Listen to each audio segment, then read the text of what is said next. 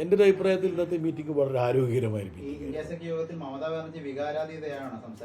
അല്ല, സാധാരണഗതിയിൽ സംസാരിക്കുന്ന പോലെ ഞാൻ മമതാ ബാനർജിയെ കണ്ടു തുടങ്ങിയിട്ട് ഇപ്പോൾ ഒരു 10-30 വർഷമായി, 35 വർഷമായി. അന്ന് മുതൽ സംസാരിക്കുന്നത് ഇങ്ങനെ തന്നെയാണ്.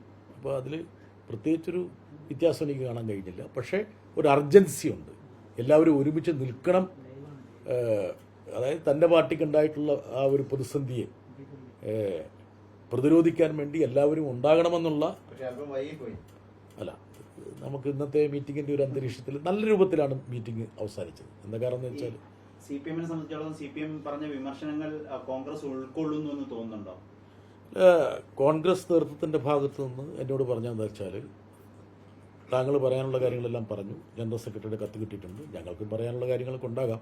പക്ഷേ എങ്കിൽ പോലും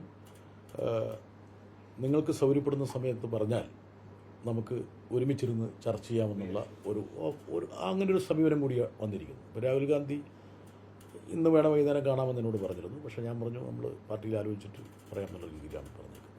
അപ്പോൾ ആൾക്കാർ തമ്മിൽ കുറേയും കൂടി ഒരു കമ്മ്യൂണിക്കേഷൻ, ആശയവിനിമയം വേണമെന്നുള്ള ഒരഭിപ്രായം കോൺഗ്രസ് സാധ്യതയുണ്ട്. അല്ല, അങ്ങനെയല്ല. നമ്മൾ പറയാനുള്ളത് പറഞ്ഞു, നമ്മൾ പറയാനുള്ളതൊക്കെ എഴുതി കൊടുക്കുകയും ചെയ്തു. അതുകൊണ്ട് ഇനി അത്തരത്തിലുള്ളൊരു ചർച്ചയ്ക്ക് സാങ്കത്യമുണ്ട്. പക്ഷേ എങ്കിൽ പോലും കോൺഗ്രസിൻ്റെ നേതൃത്വത്തിൻ്റെ ഭാഗത്തു നിന്നും അങ്ങനത്തെ ഒരു സമീപനം ഉണ്ടായി എന്ന് സൂചിപ്പിക്കാൻ വേണ്ടിയിട്ടാണ്.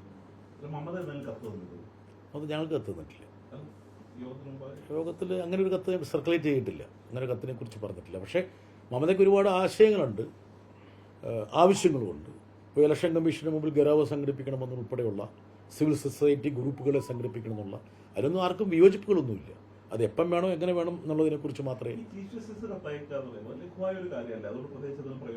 അല്ല, അത് എന്താ കാരണം വെച്ചാൽ പ്രതിപക്ഷ കക്ഷികൾക്ക് സംയുക്തമായിട്ടുള്ള ആശങ്കകൾ മുഖ്യ ന്യായാധിപനെ, അല്ലെങ്കിൽ നമ്മുടെ ഭരണഘടനയുടെ ഒരു പില്ലറാണല്ലോ ജുഡീഷ്യറി എന്ന് പറയുന്നത്. അപ്പോൾ അവരെ അറിയിക്കുക എന്നുള്ളത് വളരെ പ്രധാനപ്പെട്ട ഒരു ഘടകമാണ്. അപ്പോൾ ആ അർത്ഥത്തിലാണ് കത്തയക്കാൻ തീരുമാനിച്ചിട്ടുള്ളത്. എന്താ കാരണം വെച്ചാൽ ഇപ്പോൾ അഖിലേഷ് പറയുന്നത് ഉത്തർപ്രദേശിൽ തെരഞ്ഞെടുപ്പ് പിടിച്ച് ലക്ഷക്കണക്കിന് ആൾക്കാരുടെ വോട്ടവകാശം റദ്ദാക്കിക്കൊണ്ടിരിക്കുകയാണ്.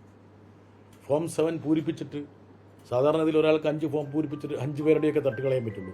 120-150 ഫോമൊക്കെ ഒരാൾ തന്നെ സബ്മിറ്റ് ചെയ്യുക. അതിനുവേണ്ടി ചില ഏജൻസികളെ BJP ചുമതലപ്പെടുത്തിയിരിക്കുകയാണ്. അപ്പോൾ ആ ഏജൻസി ചുമതലപ്പെടുത്തിയ പ്രകാരം ഇങ്ങനെയുള്ള ഫോമുകൾ വെച്ചിട്ട് കൂട്ടത്തോടെ ആൾക്കാരുടെ വോട്ടവകാശം തട്ടിക്കളഞ്ഞുകൊണ്ടിരിക്കുകയാണ്. അപ്പോൾ അദ്ദേഹം പറഞ്ഞു ഇങ്ങനെ പോയാൽ എങ്ങോട്ടാണ് എത്തുക? ഇപ്പോൾ ബീഹാറിൽ ഇന്ത്യ സഖ്യം ജയിക്കുമെന്നുള്ള ധാരണയായിരുന്നു. അപ്പോൾ അതിനുള്ള പ്രതികരണം തന്നെ എല്ലാവരും പറഞ്ഞു. ഇപ്പോൾ തെരഞ്ഞെടുപ്പ് റാഞ്ചപ്പെടുന്നു മാത്രമല്ല, മോഷ്ടിക്കപ്പെടുന്ന ഒരു സാഹചര്യമാണ്. ഇന്നത്തെ ഇന്ത്യൻ സാഹചര്യം എന്ന് പറയുന്നത് ജനങ്ങളുടെ അസംതൃപ്തി, രോഷവും നുരഞ്ഞു പൊന്തുകയാണ്. അതേസമയം ഇലക്ട്രൽ മാനേജ്മെൻറ്റ് വെച്ചിട്ട് BJP തെരഞ്ഞെടുപ്പുകൾ വിജയിക്കുന്നു. അപ്പോൾ ഗ്രൗണ്ട് റിയാലിറ്റിയും തെരഞ്ഞെടുപ്പ് റിയാലിറ്റിയും തമ്മിൽ വലിയ അന്തരമാണുള്ളത്. അങ്ങനെ വരുമ്പോൾ രാജ്യത്തിന് മുമ്പോട്ട് പോകാൻ പറ്റില്ല. ഇതെല്ലാവരും ഉൾക്കൊണ്ടുകൊണ്ടാണ് യഥാർത്ഥത്തിൽ യോഗത്തിൽ സംസാരിച്ചത്.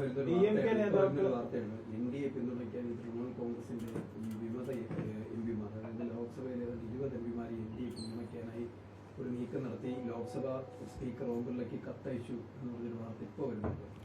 ആ സാഹചര്യത്തെക്കുറിച്ച് ഇന്ന് മമതാ ബാനർജി അവിടെ യോഗത്തിൽ വിശദീകരിച്ചിരുന്നു.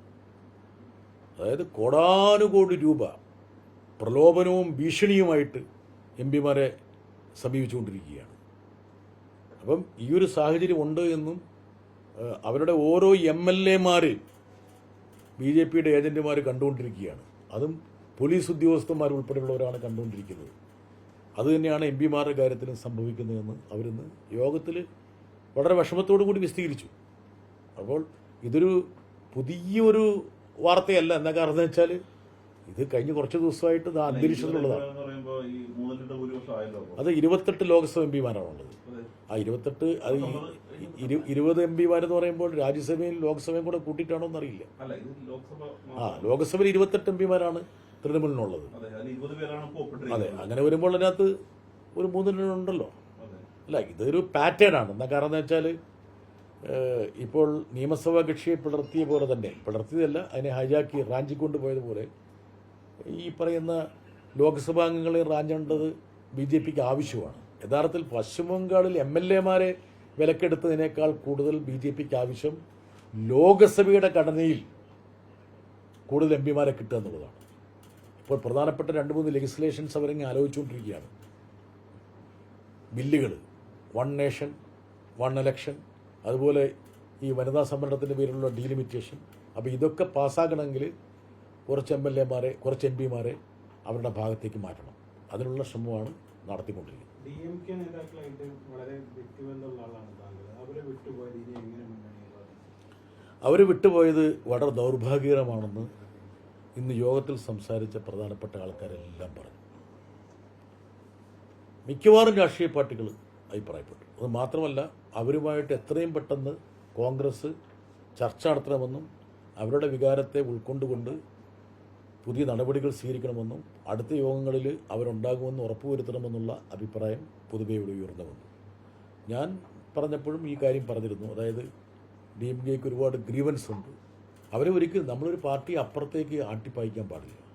ഇപ്പോൾ 2023 ഇന്ത്യ ബ്ലോക്ക് രൂപീകരിക്കപ്പെട്ടപ്പോൾ നിതീഷ് കുമാർ ഇതിൻ്റെ ഭാഗമായിരുന്നു. 2024 ലോക്സഭാ തെരഞ്ഞെടുപ്പിൽ നിതീഷ് കുമാർ, അതിന്ന് അഖിലേഷ് യാദവും അതുപോലെ തന്നെ തേജസ്വി യാദവും കൃത്യമായി പറഞ്ഞിരുന്നു. അതായത് നിതീഷ് ഉണ്ടായിരുന്നെങ്കിൽ 3ാം മോഡി ഗവൺമെൻറ് എന്നുള്ള ദുരന്തം ഉണ്ടാകില്ലായിരുന്നു എന്നുള്ള കാര്യം UP-യുടെയും ബീഹാറിലെയും ഏറ്റവും പ്രധാനപ്പെട്ട 2 രാഷ്ട്രീയ നേതാക്കൾ അവിടെ അടിവരയിട്ട് പറഞ്ഞു. അപ്പോൾ അതുപോലെ ഒരു ദുരന്തമായിട്ട് DMK കാണാൻ പാടില്ല. എന്താ കാരണം എന്ന് വെച്ചാൽ DMK-യുടെ 22 MP-മാർ ലോക്സഭയിലുണ്ട്, രാജ്യസഭയിലും 8-9 MP-മാരുണ്ട്.